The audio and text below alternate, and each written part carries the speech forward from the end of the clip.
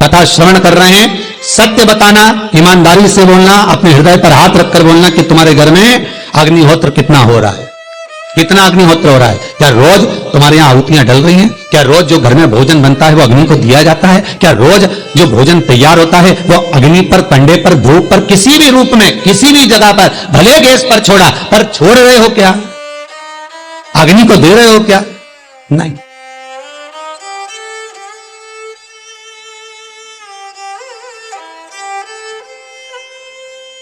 अभी से पुराना समय 70 साल के बाद का निकाल कर देखिए, 80 साल के बाद का निकाल कर देखिए, 60 साल के बाद का निकाल कर देखिए, कितने लोग हार्ट अटैक से मरेंगे? कुछ नहीं। 80-90 साल पहले के लोगों को निकाल कर देखिए, कोई नहीं। हार्ट अटैक की बीमारी क्या होती है कोई जानता ही नहीं था। ब्लॉकेज क्या होते हैं कौन जानता था? कितने लोगों का बाईपास हुआ होगा? कोई नहीं जानता, कोई नहीं पहचानता। पहले के समय में शुगर होती थी क्या? शुगर रूपी बीमारी पहले के समय में हुई? कितना मीठा साग, खिचड़ी में मीठा, कड़ी में मीठा, दाल में मीठा, सब्जी में मीठा, चावल में मीठा, और कोई थोड़ा बहुत मीठा। उसके जब पंगत लगती थी, पहले भोजन जिमाते थे तो मनवार में नमकीन नहीं जाता था। शादी ब्याह में बाद में जब अच्छे से खा लेते थे उसके बाद मनवार चालू होता था, तो मिठाई से चालू होता था। लड्डू, पेड़ा, गुलाब जामुन, बर्फी, खोपरा पाक, बालूशाही, घेवर, फेनी, ये सब डब्बा भर भर कर लेके जाते थे, सबको परोसते। इतना नहीं, एक दो डब्बे में से एक दो लड्डू से कुछ नहीं होता था, 5-5, 6-6 लड्डू, और फिर ये खा लो, इसका फिर तैयारी है दूसरी। सालासर जी जाओ, खाटू श्याम जाओ, जीण माता जाओ, रानी सती जाओ, दादी माँ के दरबार जाओ, नाथद्वारा जाओ, तिरुपति जाओ, बद्रीनाथ जाओ, जगन्नाथ जाओ, द्वारका जी जाओ, रामेश्वर जाओ, जितने भारत की भूमि पर तीर्थ हैं, आज भी नमकीन का भोग कम है और मीठे का भोग 4 गुना है। भगवान उसको स्वीकार करता, संसार के लोग उसको खाते थे, बहुत अलमस्ती से पाते थे, बहुत प्रेम से।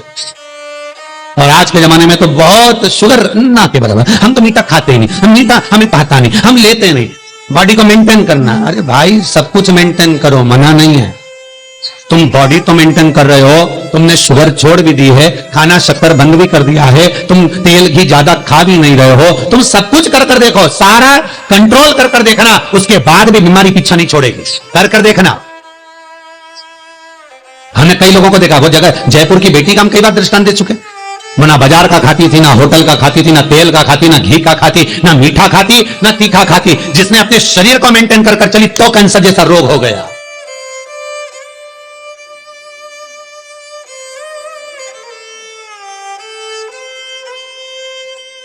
कितना मेंटेन कर, तुम बॉडी तो मेंटेन करने में लगे हो, तुम हर चीज खाने की छोड़ने में तो लगे हो कि मैं मीठा छोड़ दूं, मैं ये छोड़ दूं, मैं वो छोड़ दूं, मैं ये नहीं खाऊं, मैं वो नहीं करूं।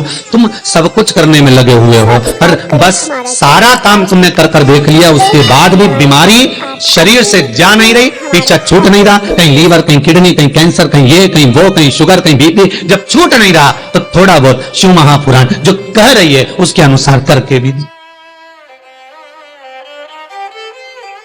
थोड़ा कर सब्सक्राइब करें हमारा channel Positive Facts, bell icon दबाएं और जब आप अपडेटेड रहें हमारे हर अग्निहोत्र करोगे, सांकल्य दोगे, ये बीपी, ये अटैक, हार्ट अटैक, ये बीमारियां स्वयं अग्नि पुराण, स्वयं वराह पुराण वर्णन करती है, भविष्य पुराण कहती है कि अग्निहोत्र का फल कितना है। सब्सक्राइब करें हमारा चैनल, अग्नि को भाग देने का फल कितना है। बेल आइकन दबाएं ताकि आप अपडेटेड रहें हमारे हर एक वीडियो से। ये पहले, और आज के जमाने में अगर बूढ़ी सास कर भी दे, बूढ़ी माँ कर भी दे, तो बहुएं या बेटा चिल्ला कर दौड़ेगा, मम्मी पूरा फर्नीचर काला करना है क्या?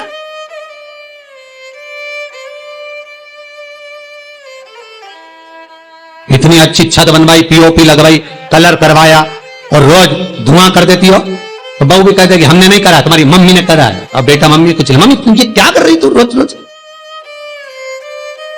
क्यों? मां, घर का बेटा, बहू छत, कलर, फर्नीचर बचाने का काम कर रहे हैं, और घर की बूढ़ी मां अग्निहोत्र कर कर इनको, बहू, बेटा, बच्चों को बचाने का काम कर रही है। पर आज के लोगों को फर्नीचर, डेंटिंग, पेंटिंग ये ज्यादा बचाना है, भले खुद बचे चाहे ना बचे। काली तिल को पीस कर गलाना, पीसना, उसका उपटन तैयार कर कामना कर उसमें थोड़ा चंदन मिलाकर भगवान शंकर के शिवलिंग पर उसका लेपन करना। केवल होम प्रदोष पर, सोमवार का पड़ जाए, बुधवार का पड़ जाए, उस प्रदोष पर नहीं हो सकता। मंगलवार का प्रदोष पड़े, प्रदोष काल में शंकर भगवान के शिवलिंग पर काली तिल को पीस कर उसका लेपन कर कर जो कामना कर कर जल चढ़ाया जाता है, जैसे जैसे वो तिल बहता है उसकी चिकनाई शंकर की शिवलिंग पर रह जाती है, वैसे ही हमारी कामना पूर्ण होती है। केवल भौम प्रदोष पर, मंगलवार का प्रदोष पड़ेगा उसी पर ही कर सकते। सोम का नहीं, बुध का नहीं, गुरु का नहीं, शुक्र शनि का नहीं, केवल फल देगा, सुख देगा, आनंद देगा। ये कामना की सिद्धता के लिए होता है। सब्सक्राइब करें हमारा channel Vastu Fact, bell icon कामना की सिद्धता प्राप्त करने के लिए होता है। हमारे हर एक वीडियो से घर के शिवलिंग में नंदी होना जरूरी नहीं। अगर छोटा शिवलिंग है आपके घर में, नर्मदेश्वर है आपके घर में, पार्थिव है आपके घर में, स्फाटिक का है, पारद का है, जिसका भी शिवलिंग आपके घर में छोटा विराज है, उसमें नंदी का होना जरूरी नहीं है। कोई कहे कि इसमें नंदी रखो, कोई जरूरी नहीं आपको। शंकर का शिवलिंग अगर आपके पास में विराजमान है तो उसमें सब है, सर्वस्वता। हां, यदि इस अंगुष्ठ आकृति से बड़ा शिवलिंग आपने कहीं विराजमान करा है तो फिर नंदी का होना जरूरी है। ये नंदी हो, पर स्थली से, जमीन से ये शिवलिंग अंगुष्ठ आकृति तक का है तो वहां नंदी का भाव नहीं। घर के अंदर, घर के अंदर फिर वो शिवलिंग में आप स्वतः ही नंदी हो, आप स्वतः ही नमन करता हो।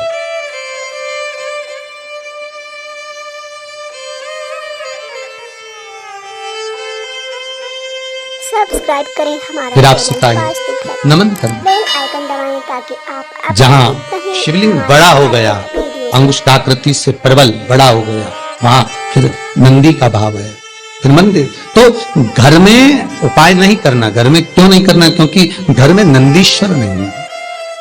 साधक, मंदिर में नंदी का क्या काम है? आप लोगों ने सुना होगा भगवान विष्णु के मंदिर में कछुआ रखा जाता है, कृष्ण राम मंदिर के बाहर कछुआ विराजमान कर देते हैं, कहीं कहीं शिव मंदिर के बाहर कछुआ विराजमान कर देते हैं। आप लोगों ने देखा कहीं कहीं गणेश जी के मंदिर के बाहर मूसक विराजमान कर देते हैं, कछुआ रख देते हैं। कई जगह पर भगवान के सम्मुख में नंदी विराजमान। तो नंदी विराजने का कारण क्या है? शंकर के मंदिर के बाहर नंदीश्वर क्यों रखा जाता है? किस लिए रखा जाता है? शंकर के मंदिर के बाहर नंदीश्वर का होना क्यों जरूरी है? किस लिए? ये बच्चे भी आपसे प्रश्न करेंगे कि भगवान के मंदिर के बाहर नंदी क्यों है? पार्वती जी अंदर, गणेश जी अंदर, कार्तिक के अंदर, जगदम्बा अंदर, नंदी बाहर क्यों? किस लिए?